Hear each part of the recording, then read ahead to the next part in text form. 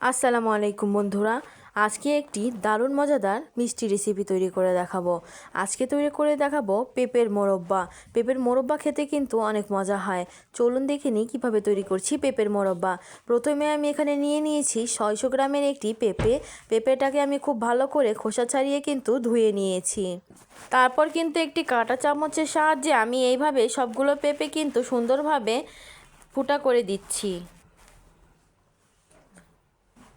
এইভাবে করে কিন্তু আমি একটু হাত দিয়ে চিপে কিন্তু যা এক্সট্রা রস আছে সব বের করে নিব। অন্যদিকে একটি পাত্রে আমি নিয়ে নিয়েছি পরিমাণ মতো পানি আর দিয়ে দিচ্ছি এখানে আমি চুন।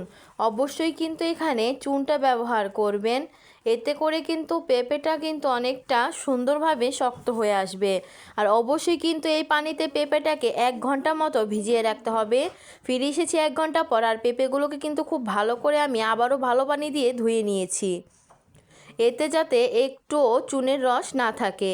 তারপর ছোট ছোট কিউব আকারে আমি কেটে নিচ্ছি। আপনারা আপনাদের পছন্দ মতো যে কোনো আকারেই কেটে নিতে পারেন। কাটা হয়ে গিয়েছে, দেখতেই পাচ্ছেন পেঁপেগুলোর কালারটাও কিন্তু অনেকটা চেঞ্জ হয়ে এসেছে। অন্যদিকে একটি হাঁড়িতে আমি পানি গরম করতে দিয়েছিলাম, পানিটা গরম হয়ে গিয়েছে। এখন আমি পেঁপেগুলোকে কিন্তু সিদ্ধ করে নিব।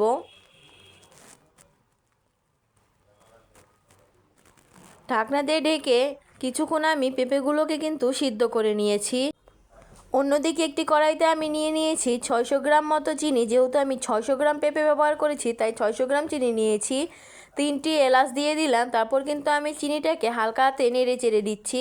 আর পেঁপেগুলোকে সিদ্ধ করে রেখেছিলাম সেখান থেকে পানি ঝরিয়ে কিন্তু নিয়েছি, আর পেঁপেগুলোকে সরাসরি চিনির মধ্যে দিয়ে দিচ্ছি।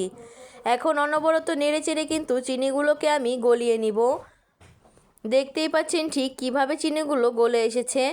যখন চিনিগুলো গলে একবারে পেঁপের গায়ে মাখো মাখো অবস্থায় লেগে যাবে, তখনই কিন্তু আমি নামিয়ে নিব। আর ঠান্ডা করে নেওয়ার পরে কিন্তু পেঁপেগুলো দেখতে ঠিক এই রকম হবে।